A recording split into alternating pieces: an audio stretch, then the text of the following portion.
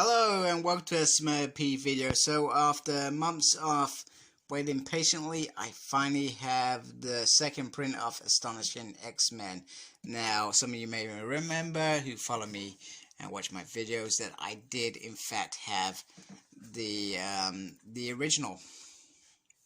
I think I spent a bit of money on it. I can't remember if I got a good deal the first time around or not.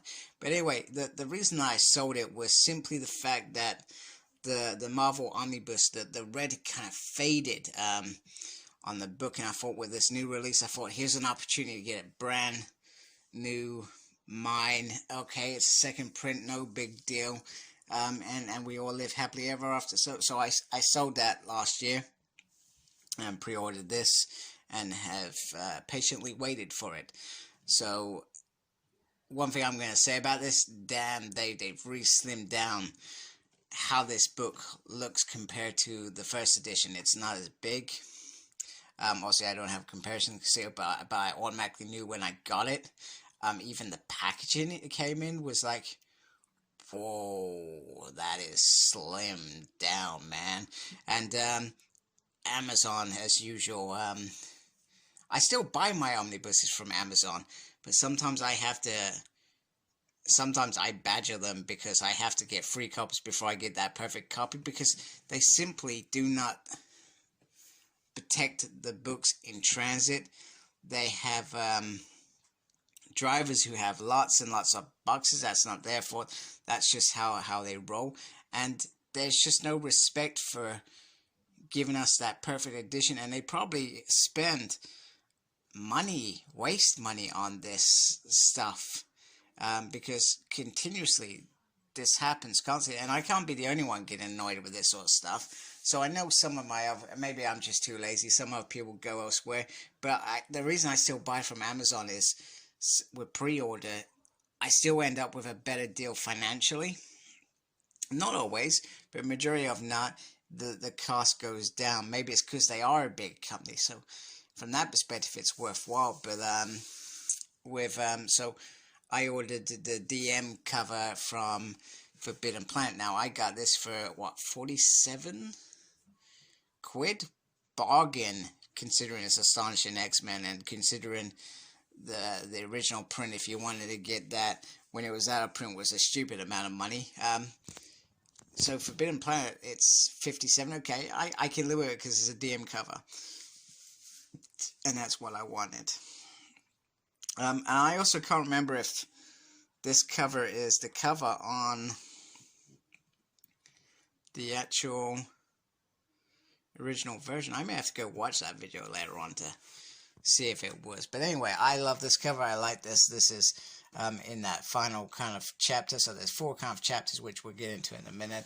And you got them all standing there doing different poses. And there is a side, the Marvel Omnibus, Astonishing X-Men. I always love this little comic. I think that's issue 7 or something. 1, 2, 3, 4, 5, 6, 8. Issue 8. And so when I started getting back into comics, re-getting back, there was a time between teenager and adulthood where I thought, hey, I've got to be a grown-up and start reading comics. Don't ask me why. And then I started getting back into comics. I used to always see the Astonishing X-Men graphic novels, and I thought, Joss Whedon, I love Buffy the Vampire Slayer. I mean, who doesn't love Buffy the Vampire Slayer? And I thought, you know what? I want to read that. And it was probably one of the first stories that I read back into it. It was like a fresh of breath air, bearing in mind that I probably missed some stuff, Extreme X-Men, New X-Men at this point. Oh, I was dipping and diving into those comics. So I probably didn't exactly know what was. But this was a phenomenal run. So Astonishing X-Men 1 to 24 and Giant Size Astonishing X-Men 1. So a nice amount of story in there. I got a bit of fluff in there that I'm wiping off. So let's see what it looks like under the dust cover. Dust cover, not duff cover. Not drinking beer. So first of all, we got the synthesis. So we got a bit about Joss Whedon, a bit about the characters, about Dangerous, Torn, Unstoppable, and it kind of delves into each section. More about Josh there, and you know, got Angel. I love Angel. Let's not talk about that because I'll get too excited. And funny enough, on Channel 4 they are re-showing Buffy the Vampire Slayer. I've got all the DVDs, but I've been watching it in the background when I'm doing other stuff because it's so awesome. I may have to actually physically watch it again at some point and actually pay attention. And we got the awesome giant size X-Men cover on. Underneath the dust cover, there's Colossus, and there's the main squad there. Now with giant size X-Men, I never understood, I don't know whether it's just me, I never understood where they all kind of go in their own little weird, I'll show you in a minute. You tell me what on earth it's about, because it throws me every time I get to it. I think, what on earth was that all about? Okay, so we start with kind of like a recap of goodness knows how many years. Kind of gives us the lead up to this. The new X-Men is probably pivotal to this. Other than that, you can probably just skip by. Anyway, it starts around them trying to reopen a school. Emma Frost and Cyclops were now headmasters. Got some beautiful scenes there, and they are also all about. We've also got the little bit of aftermath of Jean Grey's death. This is following New X-Men where they're all wearing leather, and Extreme X-Men. And Kitty Pryde's returned to X-Men because she spent a little time kind of in and out of Extreme X-Men throughout the world. And we got Odd. Odd, during the Cure, is trying to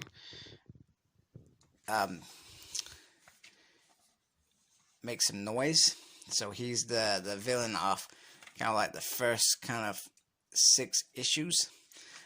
There's a Cure as well, just to throw it out there. Just so basically he comes back, he thinks if he can cure mutants, then they won't threaten the break world. So that's what the first section is all about. And I've got to say, if this ever focuses today, John Cassidy's artwork is absolutely stunning. You know, just Wolverine sitting on the bear. Who thought of that? Josh must have. You know what? I want to see Wolverine on a bear.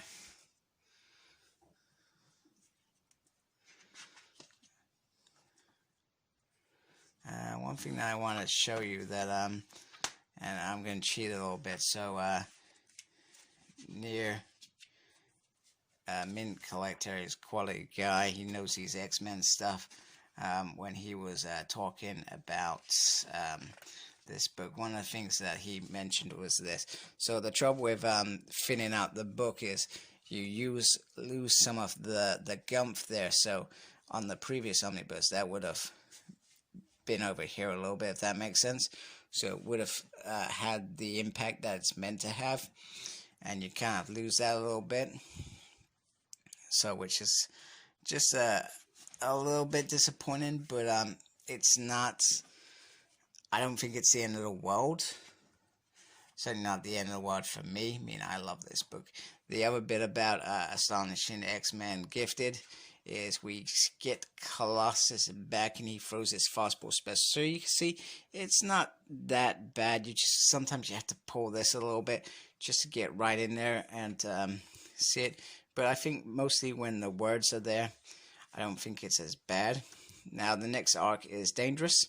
So this is around the Danger Room trying to find sentience. It's been calling out to Xavier for many years. And sorry, I'm talking spoilers here. So if you've never read this, stop watching now because I'm going to ruin it for you. So he's been ignoring her. So she uses this wing boy who lost his powers in the last kind of arc. And from that, she is able to override her program to some extent. So she's able to escape.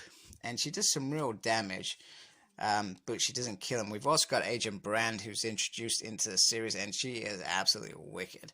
I gotta say, Agent Brand, one of my favorite Marvel characters out there.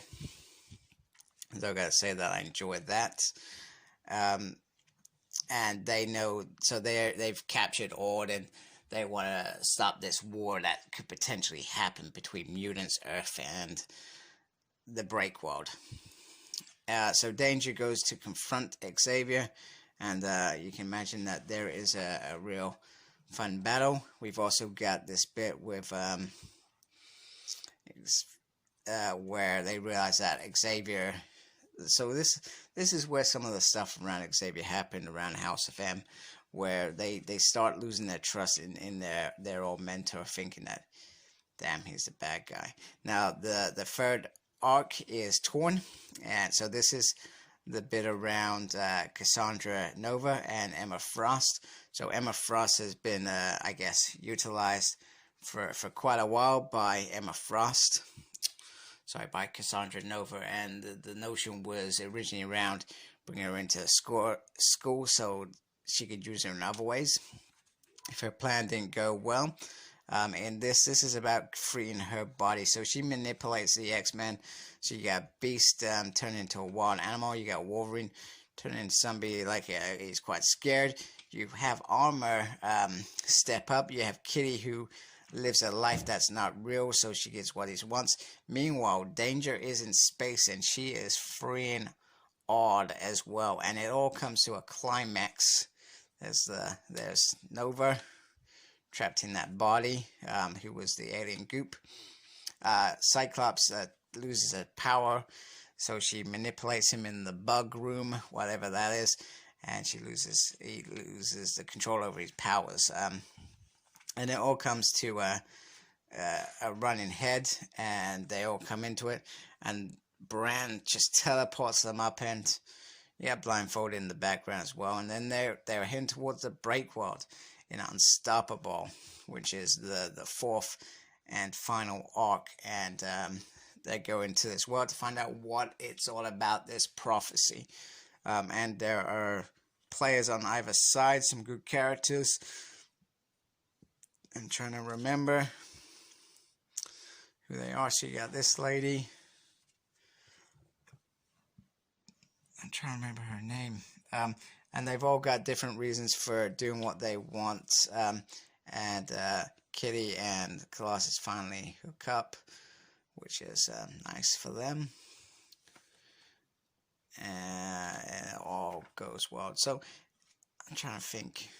Let's get to some further stuff, because I've forgotten what it's all about. And that's good, because I like forgetting. This is the bit that bugs the hell out of me. So we got all the superheroes on Earth, and it's not this bit here, but they all start having weird kind of dreams and stuff, and I never understood why at all. And the lady who was helping them, she's the bad guy in all this, and she ends up killing him. Ord loses an arm, and Peter ends up, not destroying the world. Meanwhile, we got all this weird stuff going on. I just never get it. I never get why it happens. Maybe I just need to read it properly. I'm going to read it in a minute. I feel like I need to read it.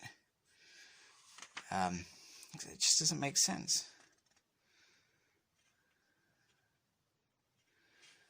So they're all under the same kind of weird dream. I don't know why that was, whether it's just about them just not stopping it.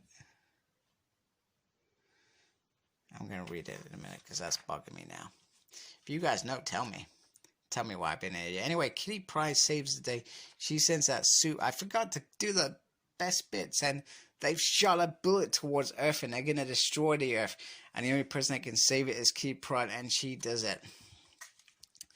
And, it's all kind of like left like that. They're all a bit hurt and wounded from what's happened. And that's pretty much it. Gone. The introduction there from Josh Whedon. We got some lovely cover art here. There was a director's cut as well. I think I looked at that once.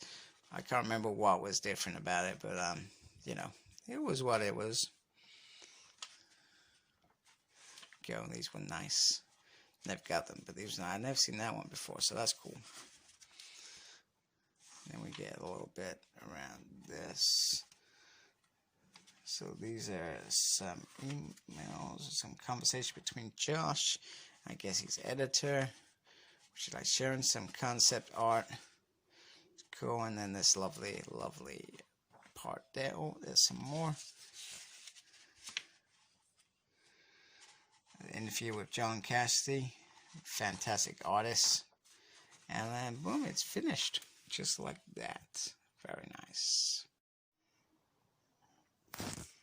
And there is the binder. It's not very big, but it looks very nice. Marvel, I always feel, do a good job with these anyway, so I've never really had any concerns with them.